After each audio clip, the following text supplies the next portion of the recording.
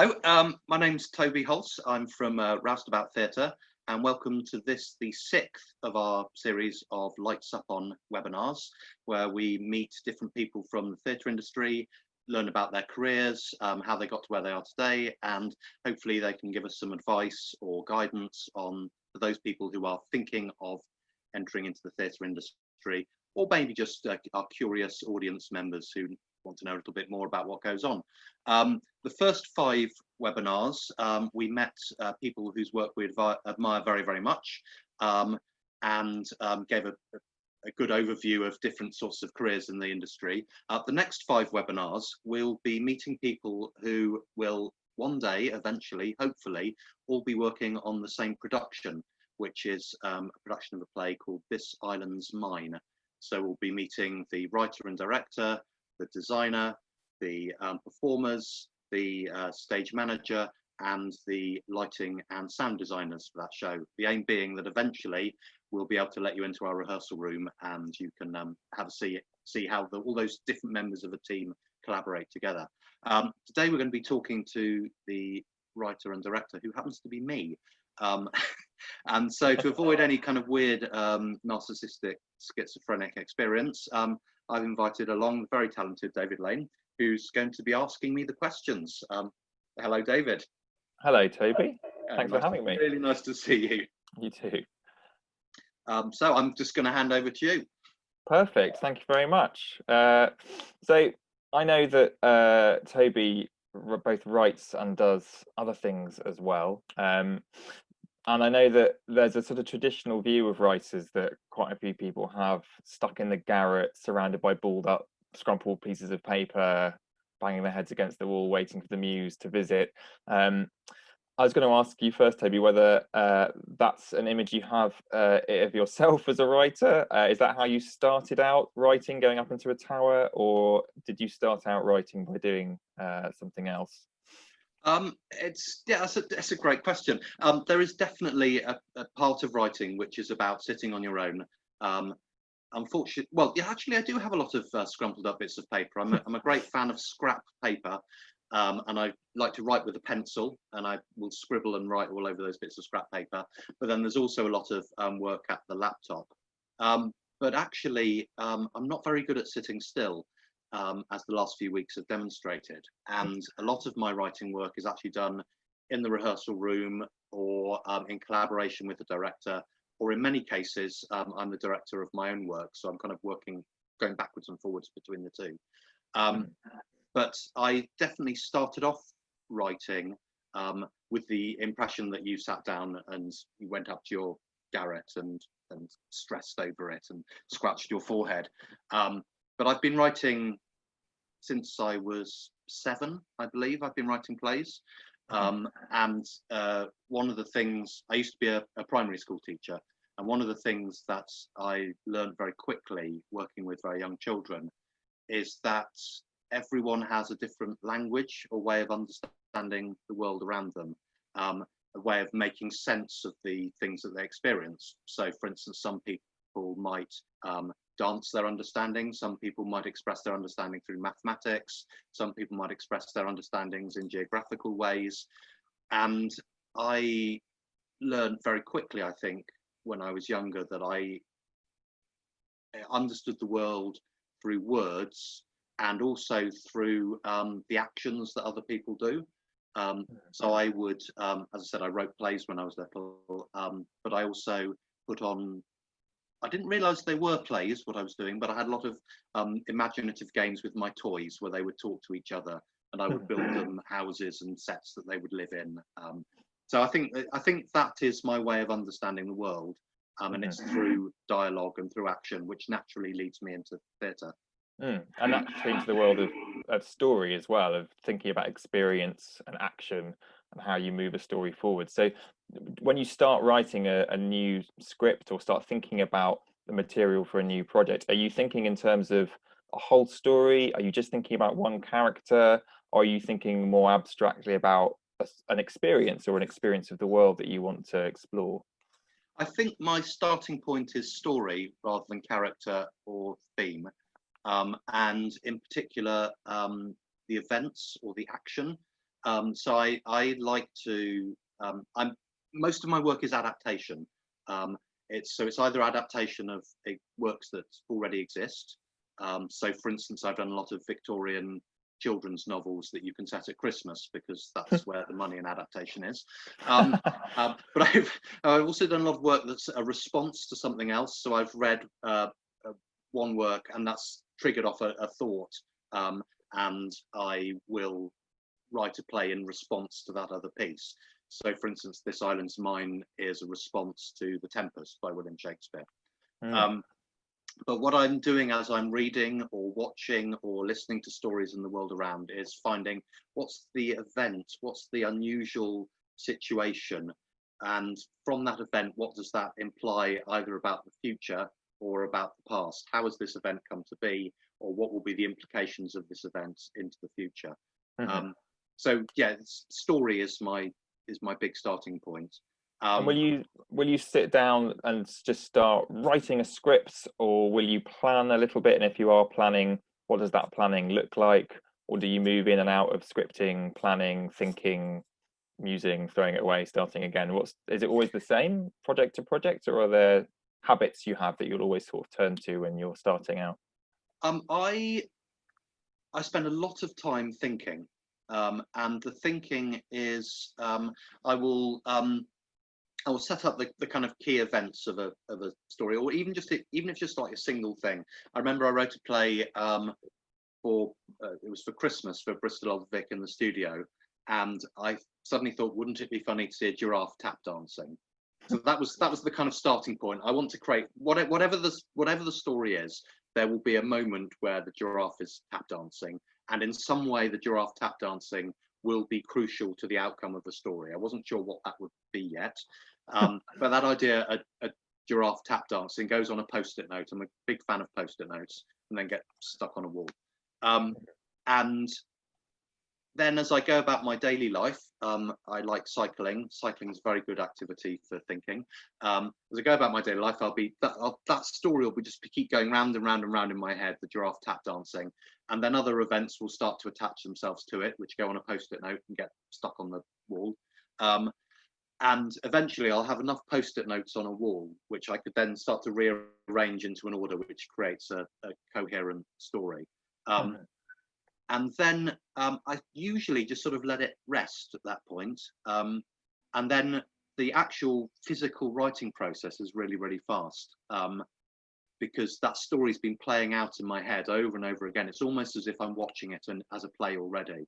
And then I just need to be able to type as fast as the characters are talking in my head. So I'm almost transcribing an imaginative experience that has spent a number of months in my head. But the actual writing down, I can usually get in 4 or 5 days. Wow, that's very quick. Down. That's a remarkable way of describing it, about transcribing these living entities who've entered your imagination. You talked about seeing it like a play. What is it that you find specifically exciting about writing for theatre, and what works in live theatre as opposed to, say, film or radio or television, particularly when you're working from materials which are, like, say, novels or stories or theatre from 400 years ago? What are the benefits and advantages of using live theatre in your work? What do you find helpful? I think there are some crucial elements of theatre which exist purely within this form. One is that it's live, and the liveness of it is really, really important to me. The fact that we are in the same room as the performers of the piece. I like the fact that the actions of the audience influence the actions of the characters on stage, and the actions of the characters on stage influence the way that the audience behave. That conversation between audience and actor is really, really important to me. I like the fact that theatre is one-off. You can only see that particular performance once. I have a what's described as a portfolio career. So I do many things to help pay the rent. One of which is that I teach improvisation and clowning at Bristol Old Vic Theatre School. And the joy of improvisation and clown are that they are about that unique, one-off, never to be repeated performance. And even in a scripted piece of theatre, that uniqueness, that one-offness is, for me, is crucial for theatre. And then the other thing that really appeals to me about theatre and that is important for the story is that it's a collaborative enterprise. The audience are working as hard as the actors to create the story, and without the audience's active engagement in the making of the story, without their imaginations, without their participation, the piece of theatre can't exist. There's a game that I part of my portfolio career. One of the things that I do a lot of is going to school and work with young people. And a game that I will always play with them during one of those sessions is a game that Boal invented called Colombian Hypnosis, where you pretend to hypnotize your partner by placing your hand in front of them like that, and then they follow the hand. And after we've played the game, I'll point out that for the game to work, the hypnotist has to pretend to be a hypnotist, even though they aren't a hypnotist. The person who's hypnotized has to pretend to be hypnotized, even though they aren't hypnotized. And the audience, the people watching, even though they know it's a theatre game, because they've seen the game being set up, they have to pretend that hypnosis is going on. If they, at any moment they stand up and go, this isn't really hypnosis, this is just a game, the whole thing falls apart. And it's that active collaboration between audience and actors and text and the technical environment of the stage that for me makes theatre. It creates a community. Theatre's a communal live one-off event. So all those things you've just described, we feel like we know are working or not working once we're in the moment of live performance with the audience there and the actors and everything's ready to go. So how far do you feel your scripts are completed or not when they go into a room with actors for the first time? And will that first time be the rehearsal period, or will you sort of test run scripts in different ways before you feel like you really know if they've got that space for the live moment in them of play and of participation? I'm either very selfish or very lucky in that I direct a lot of my own work for the first time. So the first time that script is performed, I'm the person who's directing it. And this means that a number of the plays that I've written go into rehearsal in a sort of semi-finished state. And what I'm doing during the rehearsal process is not only helping the actors to create that production, but I'm also rewriting alongside what I'm watching the actors do. Actors are extraordinarily creative people, and a good actor is constantly offering slight line changes, different ways of moving. They will indicate, even if it's subliminally and they don't realize they're doing it, they'll be indicating other ways of telling that story or better ways of resolving that problem. And so I will, in this fortunate situation where I get to direct my own work, I'll be rewriting alongside directing. Although I always promise the actors that I'll stop rewriting halfway through the rehearsal process. That isn't always the case, because the offers that come from an actor will shape the script that's being performed. And when I'm not in that situation, I will try and present a more finished rehearsal draft to the director, but there will always be conversation between the director and myself. This scene isn't working, this one's too long. And it's noticeable there are a number of plays where I haven't had that conversation with the director because of the nature of the production or the nature of the work. And those scripts always feel less finished. They always feel a little bit flabby here and there, or there are ideas that aren't quite developed. So I think I work practically. It's very hard. I find plays themselves very hard to read. I think I need to see them, and that goes with my own work as well. So I imagine you have to show quite a lot of humility in terms of your work and be good at receiving criticism, constructive feedback, and suggestions. So there's not so much you have to hold on to the work. You can't hold on to the work tightly and not let people change it. Now, I learned a very valuable lesson from an anecdote about Harold Pinter. So Harold Pinter had directed a number of his own plays. And the anecdote goes that at one point, one of the actors turns to Harold Pinter and says, Harold, what does this line mean? And Harold Pinter replies, I don't know, you'll have to ask the writer. And I think that ability to separate writer and director in my head adds to that. That acceptance of other people. And as a director, I'm very critical of my own work. And it's the director part of me that's accepting thoughts from the actors or from another director. And the writer part of me might resist sometimes, but deep down you always know if something doesn't work. Deep down you can always tell. There are quite often when you're writing scenes, you're thinking, I love this scene, but I know it's going to get cut. I know it's going somewhere. And the trick, top writer's tip for anyone, have a folder on your laptop called recycle, and just put stuff in the recycle folder. I managed to create an entire play once with scenes that I had been cut from other plays. And in fact, I think I've been writing 1.5 plays simultaneously all this time. And it just was a matter of joining those scenes back up together into a coherent story. Someone said to me once that if you want to be a writer, you have to love a good problem. Yeah. Which I think is similar. What do you find difficult? I mean, there's obviously lots of things you're very adept at, kind of moving between different roles, thinking in terms of story experience, character, live experience. Come on, what do you find difficult, Toby? What's always a challenge for you? My early drafts. It's funny because part of my portfolio career again. One of the things that I work with a level 3 institution called Boom Satsuma. So we're teaching. It's an A-level equivalent course, and one of the modules I teach on that is script writing. And one of the things I'm constantly saying to the students when they're doing their script writing, I also do a module on devising. And similarly, it comes up again in devising, is stop your characters speaking their subtext. It comes out a lot in devising, and it is an awful habit of mine as a writer, that characters will be saying what they're thinking rather than doing something else.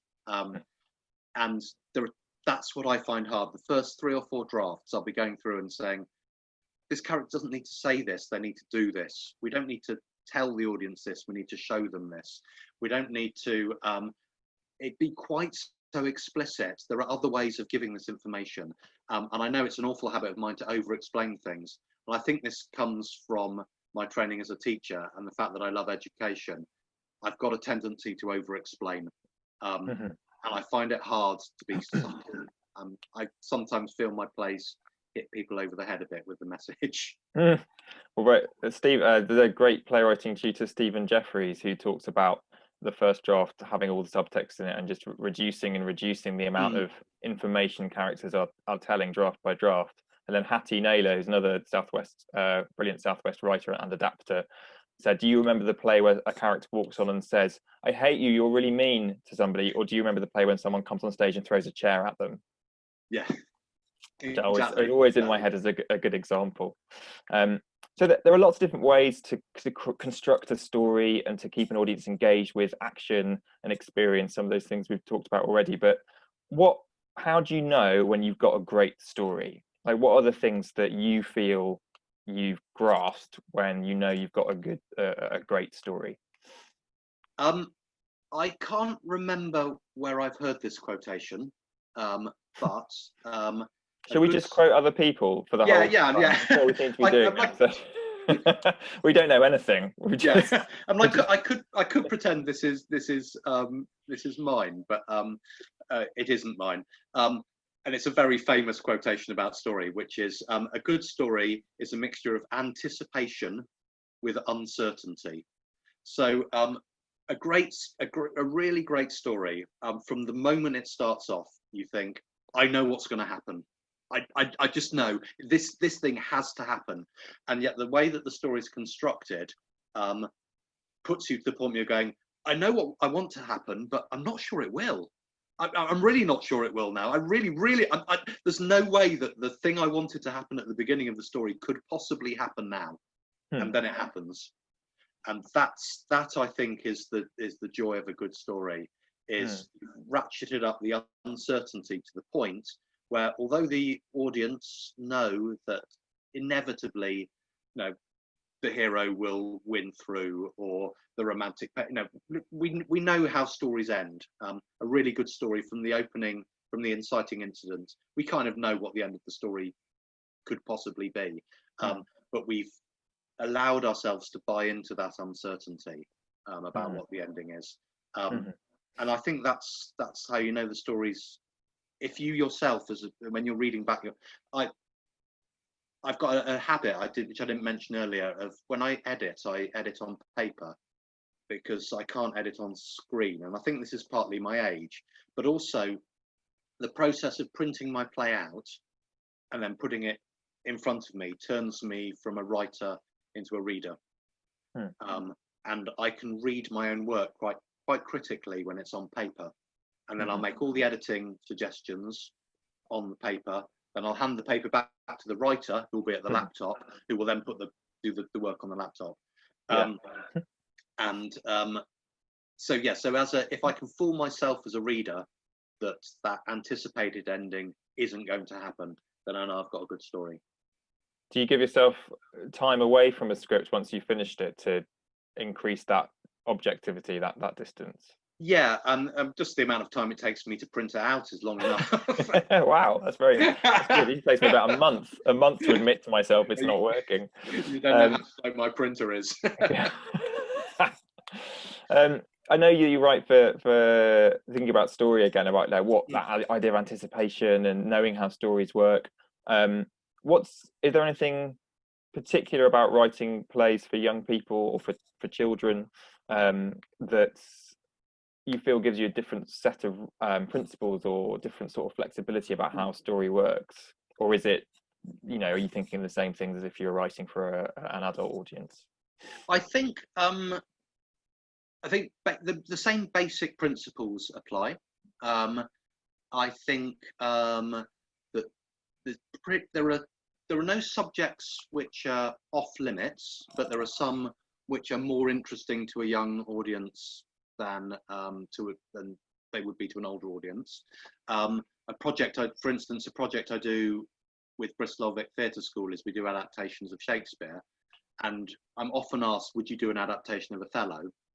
And I say no, because I think the theme of sexual jealousy, which is essentially what I think Othello's about, is not something that's interesting to a 7-year-old. It's not something they've experienced or they've thought about.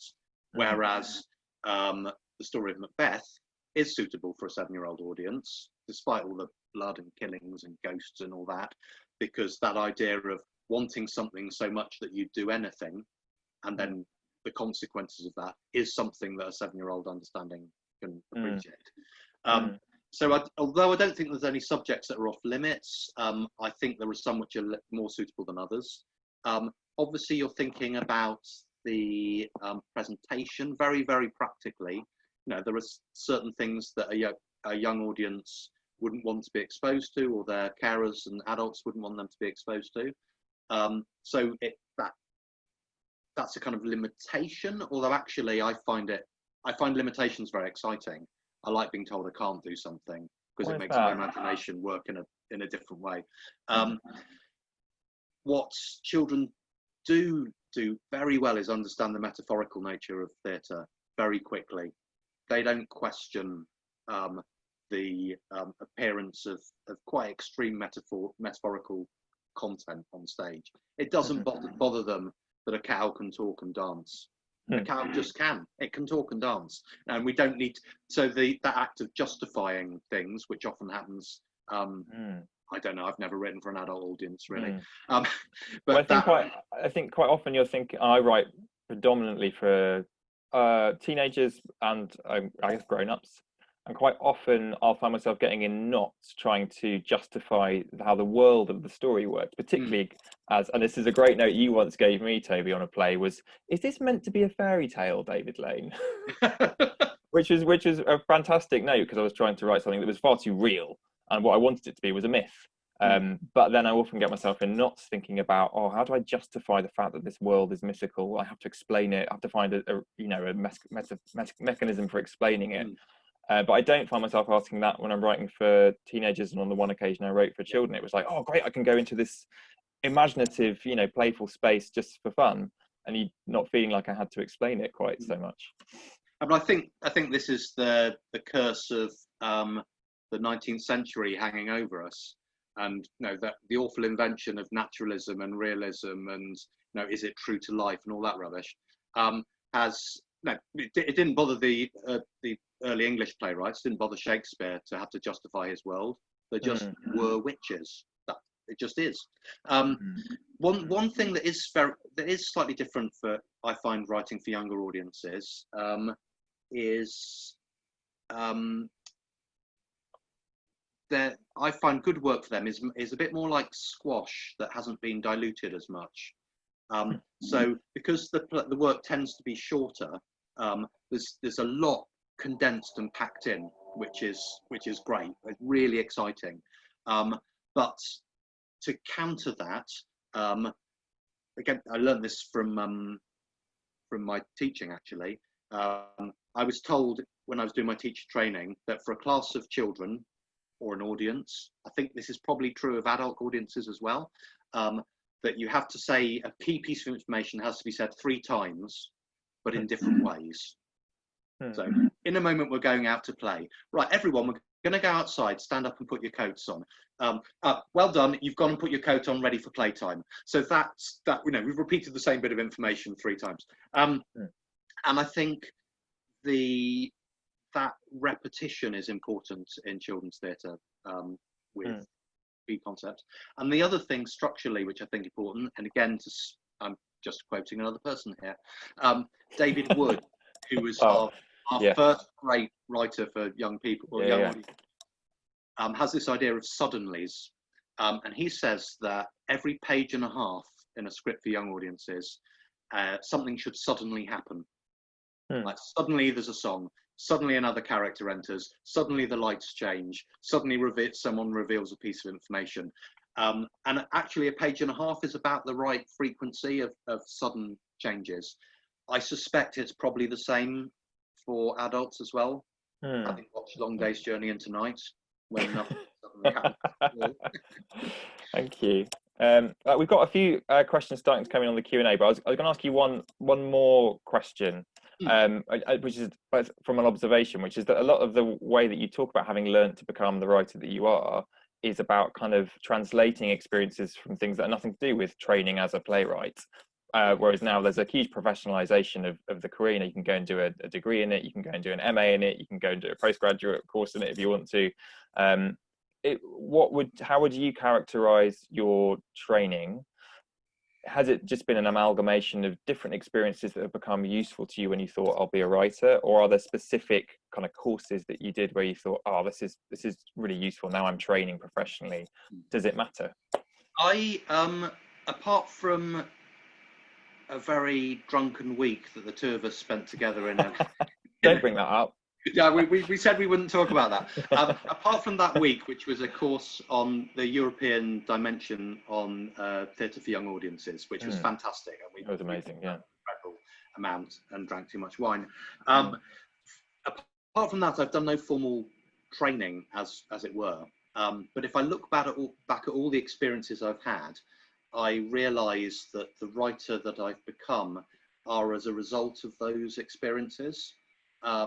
So just for instance, I studied English at university. And as well as giving me the opportunity to read loads of books and also to squander most of 3 years putting on plays, the skills that it taught me were analysis and synthesis. So I spent a lot of time reading a whole load of books on the poetry of T.S. Eliot,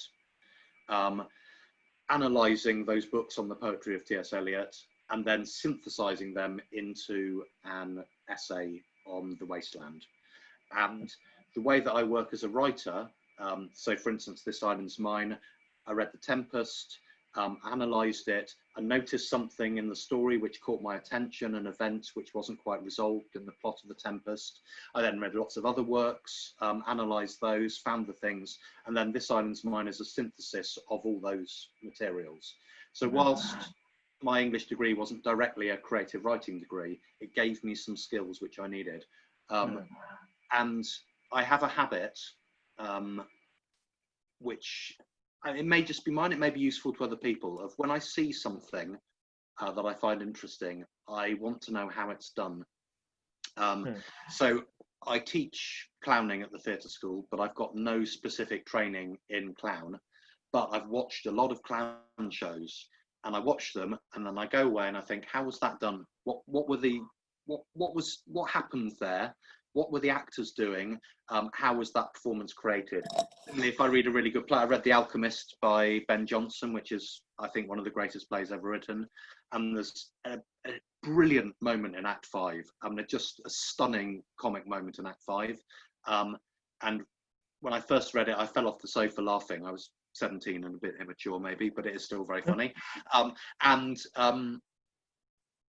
But I then went back and thought, how is that? Why is that moment so funny? Why is the structuring of this play so good that moment in Act 5 can be so funny?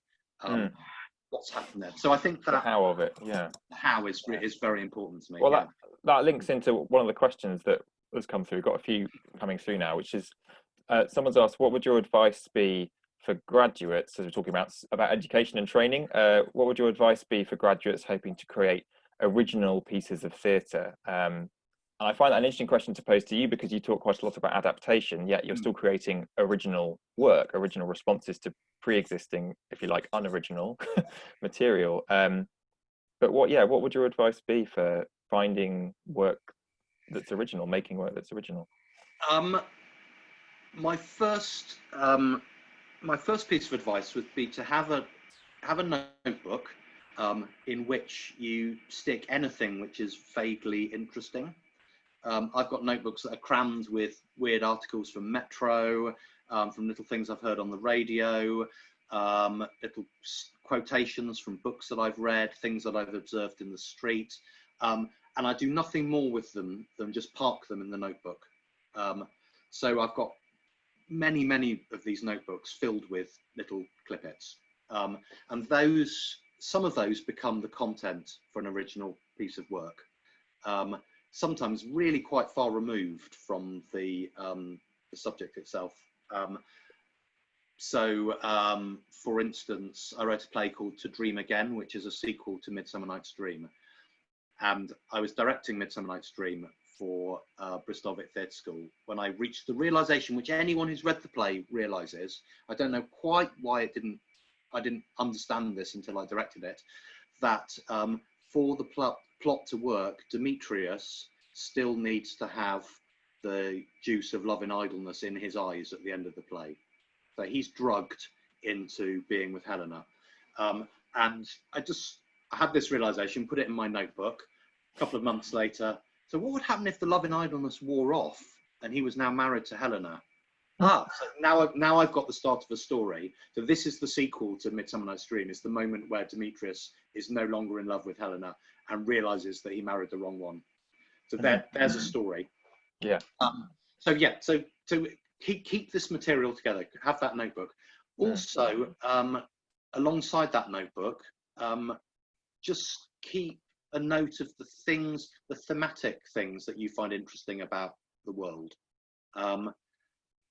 I've been writing now most of my life, but professionally I've been writing 20 odd years, and I've noticed that basically I've only got one thing to say about the world, which is if you imagine something hard enough, it will come true. That's basically my legacy to the world. Simon Stevens calls it the writer's myth. Everyone's got a writer's myth that they keep, like all his plays are about coming home. Every single one is about coming home in some way. I think mine is about don't let someone else live your life for you. Like all my plays are basically about that. Yeah. So that's it. You only need one idea, folks. You That's only it. need one idea, but it took a long time for me to distill what I was doing down to this single idea. Yeah, yeah. And through that, I'm interested in this. I'm interested in this. I'm interested in this. Hmm.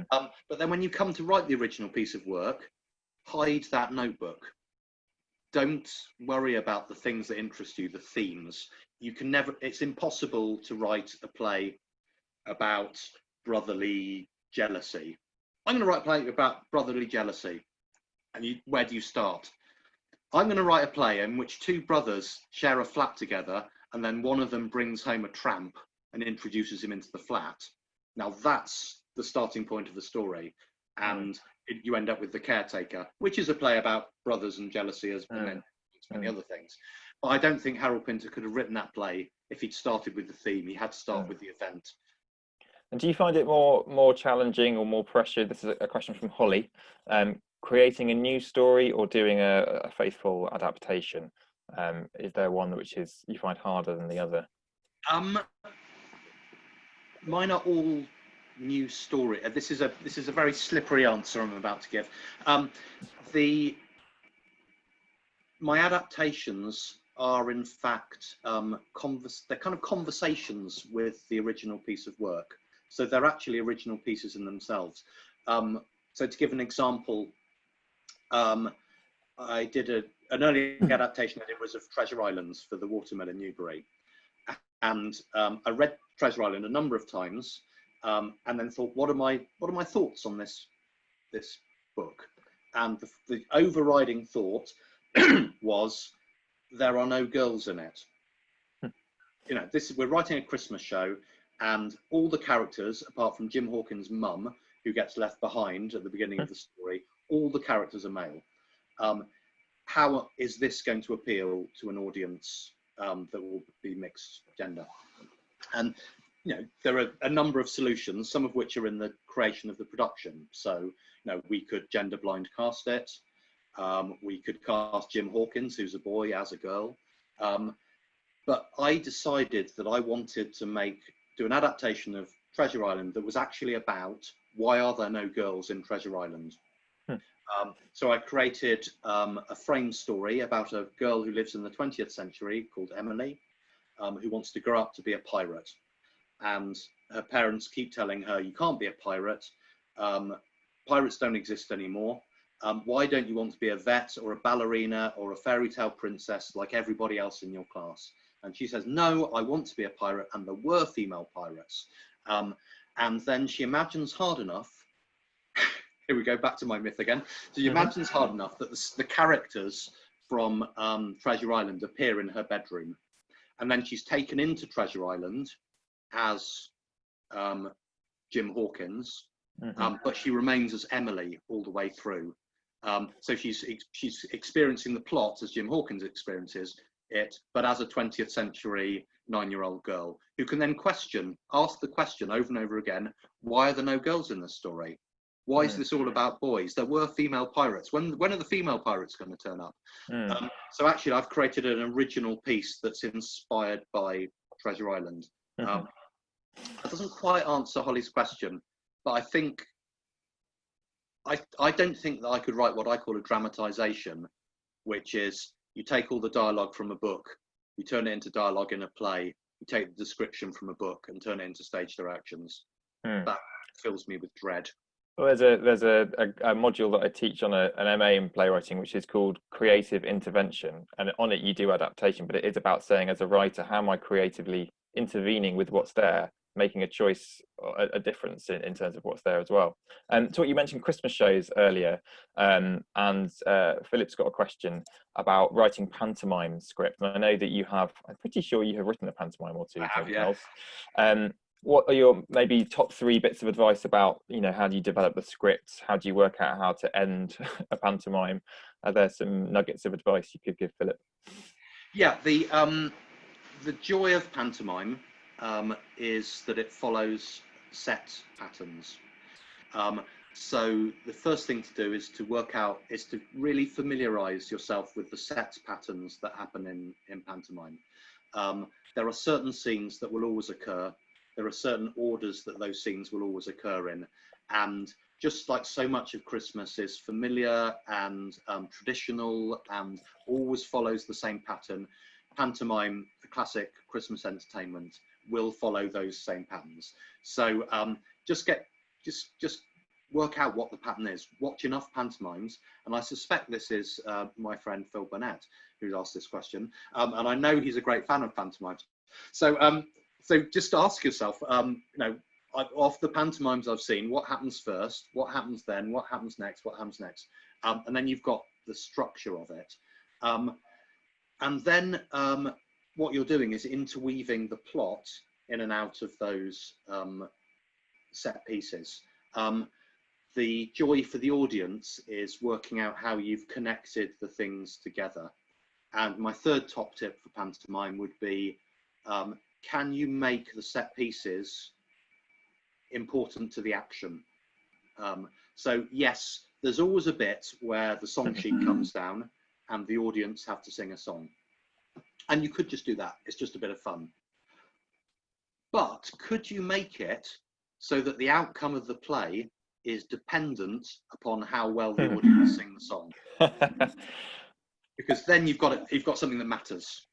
Now, there's always a slosh scene. Could there be, in some way, the outcome of the plot is dependent upon the success of the slosh scene? And the more you make those set pieces matter, the better the pantomime will be. Great, thank you. Good answers.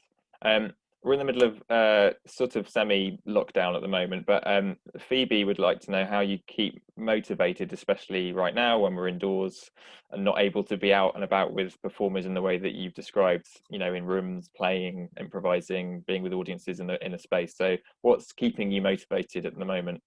It's really hard, actually, because anyone who works in theatre will know the real joy of theatre is community. And it's the community of the rehearsal room and the community of backstage, the community of the green room, the community of the pub after the show. Theatre brings together these really tight-knit families for very short periods of time, and then those tight-knit families break up again, and then sometimes they come back together, and sometimes they form other families, and I'm really, really missing the rehearsal room. And just the opportunity to play and experiment and try things out. The way I've got through it is to set myself challenges, and the challenges I've set myself is to say, what can I learn about theatre by trying to make theatre online? So I've worked on a number of pieces during lockdown. The first was a play that was written for stage that was due to be part of the Bristol Vic Theatre School grad show season. And lockdown came, we were unable to stage it in Bristol Vic's Western studio where it should have been. And I was asked by the theatre school, is it possible to do this as an online piece? And the easy way to have done that would have been to have done it as a series of talking heads and speeches, and for us just to have tried to capture. But I knew that this wasn't anything close to the theatre experience. And what we were missing in the Zoom theatre experience was movement. In theatre, you watch actors move backwards and forwards across the stage. In a piece of immersive theatre or promenade theatre, the audience themselves moves. Zoom theatre is very, very static. So what we tried to do is, in the presentation of the play, was create movement on the screen. So we played a lot with where frames were in Zoom. We used different framing sizes. We did a lot of turning cameras on and off so people would appear in strange places. Some of the content was pre-recorded and then presented on a phone, which was shown up to the screen, so the phone itself could move. So we've got that sense of movement. It wasn't 100% successful as a solution, but it did feel more live. It did feel more like theatre because of the movement.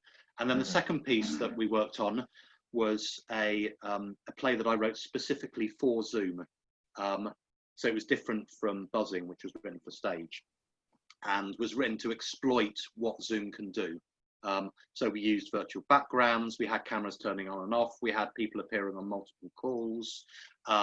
We had experimented with the function where if you turn your camera off, you can become a voiceover. And the play itself was about Zoom. It was set on a Zoom call. So we were, and was broadcast live. So, and the problem we had with that was it was a bit too successful, and people didn't realise it was live. They thought it was pre-recorded. And we've just started experimenting with a third piece, which is about the interactivity of theatre, which people who love pantos will get the point of. So we're trying to think of ways that the audience can not only interact with the actors, but also that they can determine the outcome of the story that's being told. And we've just started some R&D on that. Again, using Zoom as a means of connecting audiences with each other and with the actors. Sure, great. So that's what's kept me busy. Very busy. I get a whole new genre of theatre emerging from your living room. This is still on audiences, but slightly different perspective. There's a question about tackling how, as writers, we deal with the issue of avoiding. Oh, I've lost the question now. Hang on 1 second. Of avoiding. Oh, it's gone. Give me 1 second. I might wait for that question to come back up again. I think it was about how do you tackle the issue of avoiding unintentional offence in the audience? So is that something that you've had to stop and consider when you're creating work, about how to make sure your audiences are not offended at any point by what you're putting on stage? This is a really tricky one, because no one will intentionally offend people. Well, I wouldn't intentionally offend people. I'm a very polite old man. So in my writing or directing, I will make sure that I'm following my own standards of what's offensive or not. Where you do end up by definition, unintentionally offending someone, it always comes as a surprise to me, because it's something I'd not even considered. With Bristol Vic Theatre School, we taught a show to Key Stage 2 audiences. And for many years, because it was a show that schools had to pay for, it was going to very white, very middle class, very theatre literate schools on the whole. And then as schools began to run out of money, we were able to start giving performances away for free, which meant we went to very, very different sorts of audiences. And in one production, we had a character who spat on stage. And in a school in Easton, in Bristol, we came up against this we'd unintentionally offended people by spitting. We'd crossed some social or cultural barrier that we weren't aware of with Somali children. So we then, in the light of that, we then go back and reassess what we're doing and think, is there another way of expressing that moment which doesn't necessarily involve spitting? And we were able to solve that problem. But I think you have to constantly be alert to what your audience are telling you. And then also asking yourself, is this something that I want to address, or is it key to the production? So to go back to that Treasure Island, that script is now available for anyone to perform. And a high school in America wanted to put it on. And the request that I got was, please, can we put it on, but can you remove all the references to guns, knives and swords? And I could 100% understand why a high school in America would want to remove references to guns, knives and swords in a production. However, they had chosen to put on Treasure Island, which is about pirates, in which guns, knives and swords are an integral part of the storytelling. And so at that point, I wrote back and said, if you want to do a play about pirates, these things are essential. However, let's rewrite this in some way so that guns, knives and swords are clearly toys, and that the characters reference them as toys. And let's see so we reached a compromise between the two situations. And we ended up I think with a better solution, with these plastic guns that fired when you said the word bang, that seems to be okay. But, I think that, like you say, being able to be open to dialogue and be open to change and be open to compromise and discussion, which is about how the heart of the story can still work, is key to answering that question as well. I think we've got time for a couple more as well. This is we talked about story quite a lot today. I think this is an interesting question. Do you think one cohesive story is necessary for a production to be effective? no. And why is that? So, well, again, this is going to be a slippery answer. Yes, there will be a story. I think, at its very, very heart, what a story is a description of a change. And for me, this means that a chemical reaction written down as an equation is a story because it describes a change. That change doesn't necessarily have to happen to the actors or the characters. It could happen to the audience. So if the audience leave that space and they have changed, then a story has occurred. But that doesn't necessarily mean that the story on stage has to be coherent. I wouldn't suggest anyone putting it on, but there's a play by Peter Hanker called How to Insult the Audience. Offending the audience, yeah. Yeah, and that play is that's not a coherent story that's being told on stage, but there is a story that's being told, which is you go into a play, you go into the auditorium feeling one way, and you leave feeling a different way. So the story has happened in the course of it. But I think if nothing changed, then there would be no play. I'm often asking writers like where the seat of change is in the piece. Like, does the space change? Does time change? Does the atmosphere change? Do the politics of the characters change? Like, change can sit in all sorts of different places that aren't just the plot and the story. A couple more. So I'm going to ask this question from James because I always ask it of other people because I think it leads us on to interesting reading up and following other people. Like, who's been a big or the biggest influence on your career path, would you say? Well, I'm going to give two answers to this.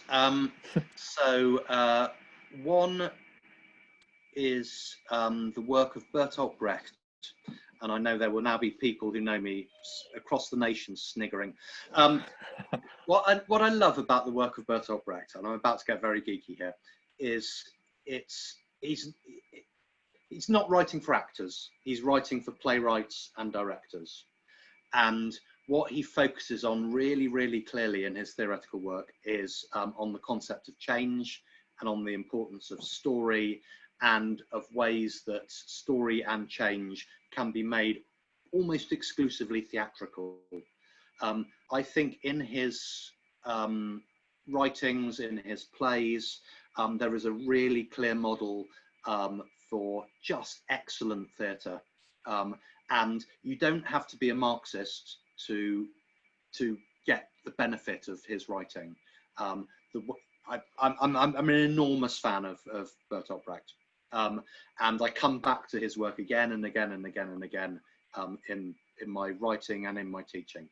And then the other person that I would mention is a woman called Heather Williams, who used to run the education department at Bristol Old Vic.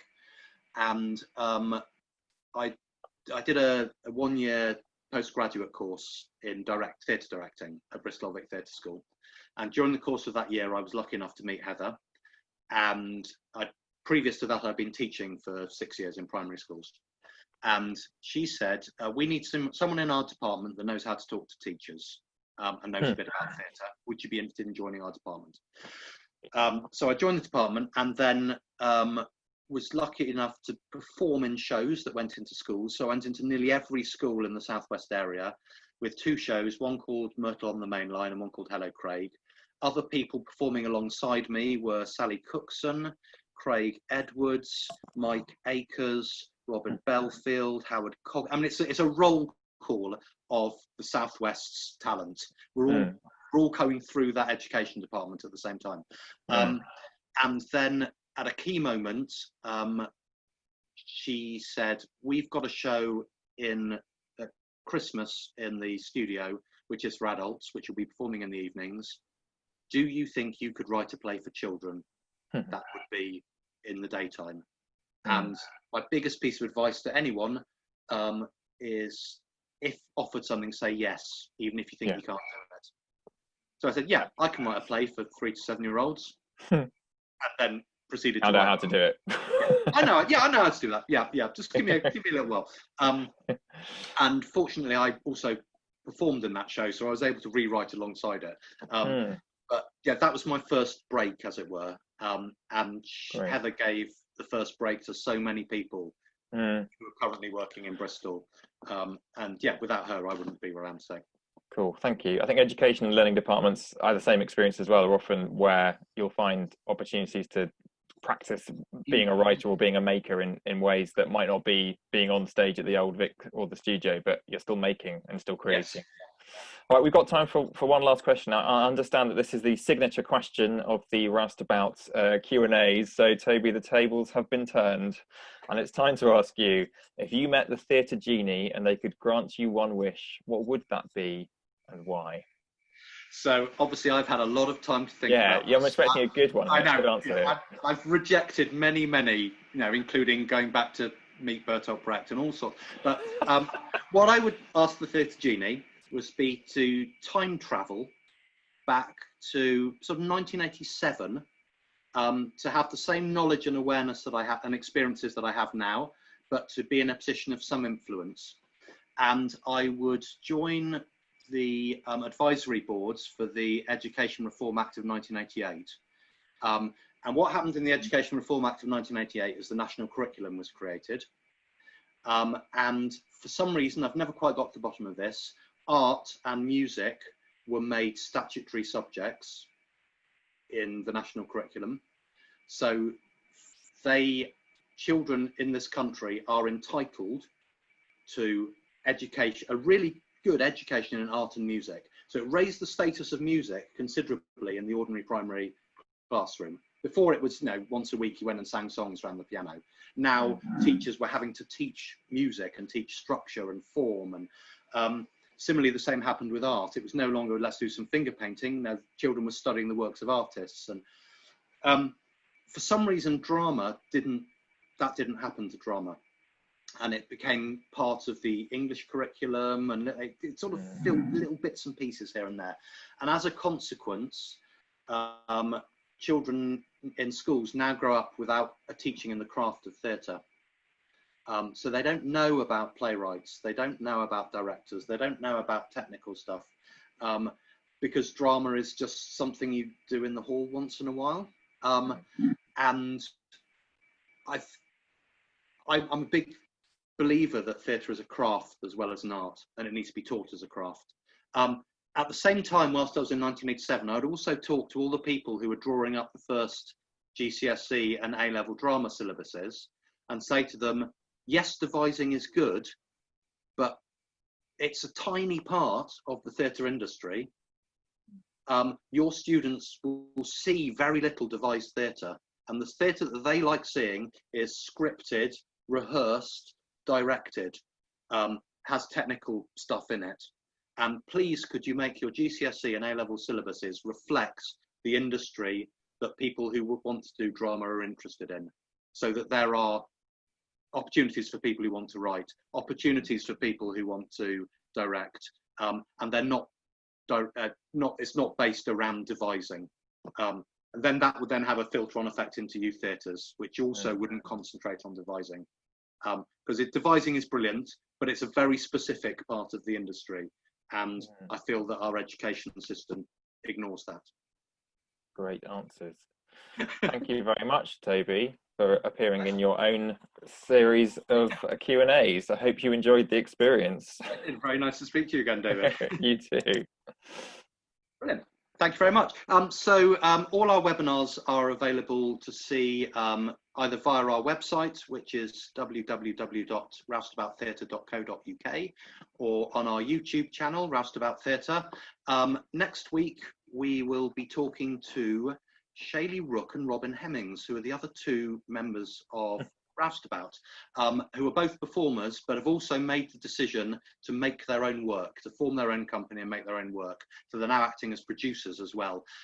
So anyone who's thinking about making their own company and wants to explore that, it'll be a very interesting conversation. Thank you all very much for watching, and see you next week. Bye.